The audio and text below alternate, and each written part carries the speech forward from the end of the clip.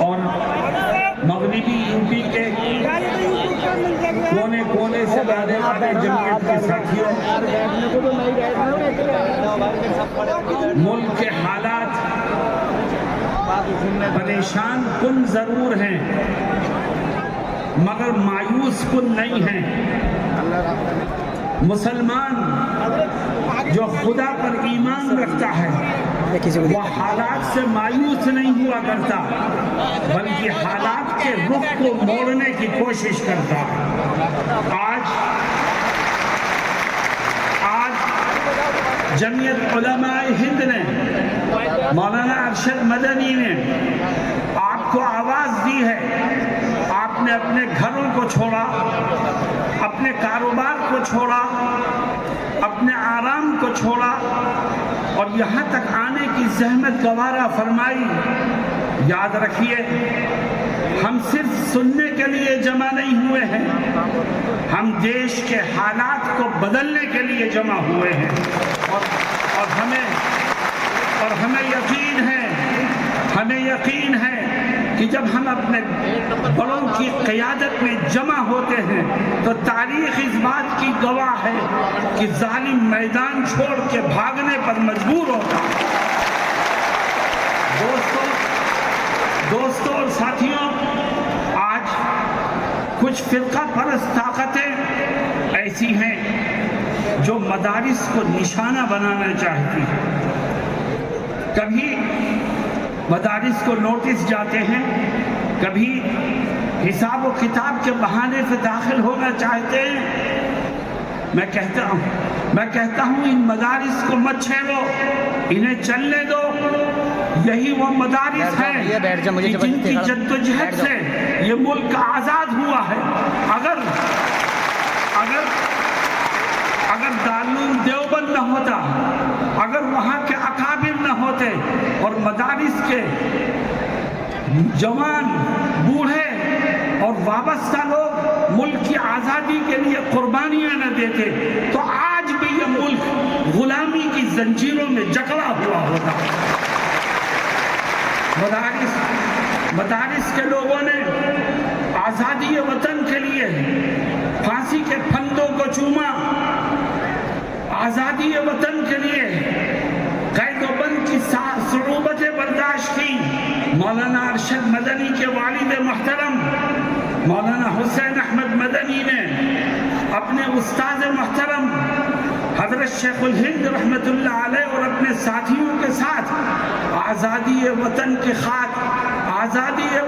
خاطر مالٹا کی قید میں رہ کر انگریزوں کی صعوبتیں برداشت کی، اور جب مالٹا سے آزاد ہو کر کے ہندوستان آئے تو گھر میں نہیں بیٹھے، پھر میدان عمل میں نکلے۔ کبھی نینی جیل میں بند کیا گیا، کبھی سابرمتی جیل میں بند کیا گیا، کبھی سہارنپور جیل میں بند کیا گیا، کبھی مراد آباد جیل میں بند کیا گیا، لیکن ہر طرح کی قربانی دی مگر دیش کی آزادی کے لیے کسی سے کوئی سودا نہیں کیا۔ میرے دوستوں اور ساتھیوں، جب تک اس دھرتی پر مدرسے باقی رہیں گے یہ دھرتی آزادی کا سانس لیتی رہے گی، اور جس دن مدرسوں کے اوپر قدغن لگانے والے کامیاب ہو گئے تو یاد رکھو اس دھرتی کا وجود بھی مٹ جائے گا۔ اس لیے میں ہندوستان کے سپریم کورٹ کے اس فیصلے کا خیر مقدم کرتا ہوں جس کا آپ نے ابھی حضرت مولانا اسجد مدنی نائب صدر جمعیت علماء ہند کی زبانی جس کا تذکرہ سنا۔ اللہ رب العزت ہمیں صحیح رخ پر کام کرنے کی توفیق عطا فرمائے۔ مسلمانوں، آج ہمارا دل دکھا ہے، ملک کے گوشے گوشے میں نبی کریم علیہ السلام کی شان رسالت میں گستاخیاں ہو گئی، ہماری جان آپ پر فدا ہے، اور آج کوئی بھی کھڑا ہو کر نبی کی شان میں گستاخی کرتا ہے۔ لیکن مسلمانوں، ہمارا دل دکھا ہے مگر ہمارے اوپر لازم ہے کہ ہم قانون کو ہاتھ میں لے کر کے کوئی کسی طرح کا رد عمل ظاہر نہ کریں، دشمن یہ چاہتا ہے کہ ہم روڈ جام کریں، دشمن یہ چاہتا ہے کہ ہم توڑ پھوڑ کریں، دشمن یہ چاہتا ہے کہ ہم قانون کو توڑیں تاکہ مسلمانوں کو جیلوں میں ٹھوسا جائے اور جو گستاخی کا مجرم ہے اس کو پتلی گلی سے نکلنے کا موقع مل جائے۔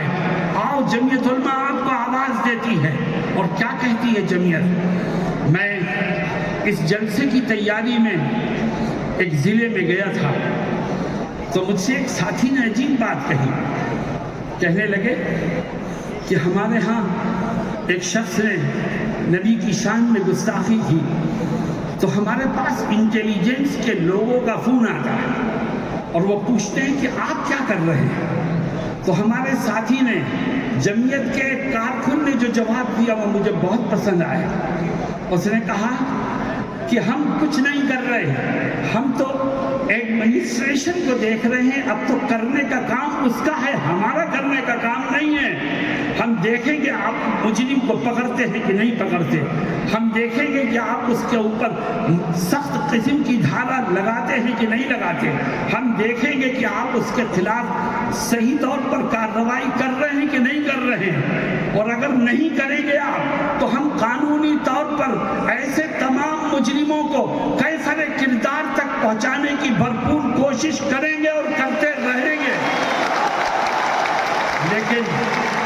لیکن قانون کے دائرے میں رہ کر کے ہم کریں گے تو ہماری بات میں قوت پیدا ہوگی، ہم اپنے مقصد کو پانے میں کامیاب ہوں گے، اور انشاءاللہ دشمنوں کے دلوں میں ہمارا رعب بیٹھے گا۔ میرے دوستوں اور ساتھیوں، نبی کریم صلی اللہ علیہ وسلم کی تعریف خود اللہ رب العزت نے فرمائی ہے، اور آپ کی شان اللہ کے بعد سب سے بڑی شان ہے۔ اللہ ہمیں آپ کی عزت اور دنیا والوں کو آپ کا احترام کرنا سکھائے۔ یاد رکھو مسلمانوں، اسلام ہمیں اجازت نہیں دیتا کہ ہم کسی کے دھرم گرو کو برا کہیں، اسلام ہمیں اجازت نہیں دیتا کہ ہم کسی کی خدا کی شان میں گستاخی کریں، اسلام ہمیں اجازت نہیں دیتا کہ ہم کسی کی کتاب کے لیے، کسی کی مذہبی کتاب کے لیے کوئی غلط بات اپنی زبان سے نکالیں۔ اللہ قرآن میں کیا کہتا ہے؟ اللہ فرماتا ہے وَلَا تَسُبُّوا الَّذِينَ يَدْعُونَ مِن دُونِ اللَّهِ، اللہ کہتا ہے وہ لوگ جو خدا کے سوا کسی اور کو خدا مانتے ہیں، ان کے باطل خداؤں کو برا مت کہو، اس سے نفرتیں بڑھیں گی، اس سے اختلافات بڑھیں گے، اس سے دوریاں بڑھیں گی۔ تم تو اپنے خدا کا صحیح پرچار کرو، اللہ ان کے دلوں کو پھیر دے گا۔ میرے دوستوں، میں گورنمنٹ آف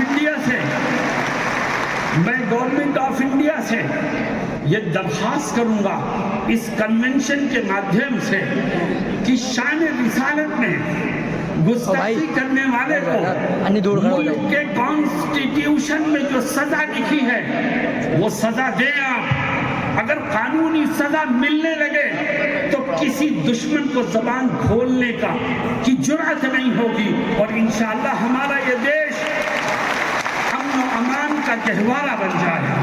آج گورنمنٹ کی کرسیوں پر بیٹھے ہوئے لوگ اور ایڈمنسٹریشن کے ذمہ دار اپنی ذمہ داری کو ادا کرنے میں کوتاہی کر رہے ہیں، تبھی ایک کے بعد ایک شان رسالت میں گستاخی کی ہمت کرتا ہے۔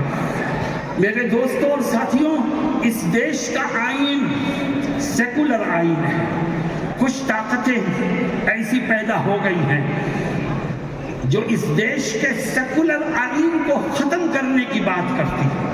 یاد رکھو، اگر اس دیش میں ہندو، مسلمان، سکھ اور عیسائی آپس میں بھائی بھائی بن کر رہ سکتا ہے تو وہ صرف اس کے سیکولر آئین کی وجہ سے رہ سکتا ہے۔ جب تک سیکولر آئین باقی ہے یہ دیش کے ہندو مسلم کی یکتا بھی باقی ہے، جب تک سیکولر آئین باقی ہے یہ گنگا جمنی تہذیب بھی باقی ہے، جب تک سیکولر آئین باقی ہے تو اس دیش میں پیار و محبت کے دیپ جلتے رہیں گے، اور جب اس کا سیکولر آئین خطرے میں آئے گا تو صرف مسلمان ہی خطرے میں نہیں آئے گا بلکہ یہ دیش خطرے میں آئے گا اور دیش کی ہر چیز ختم ہو جائے گی۔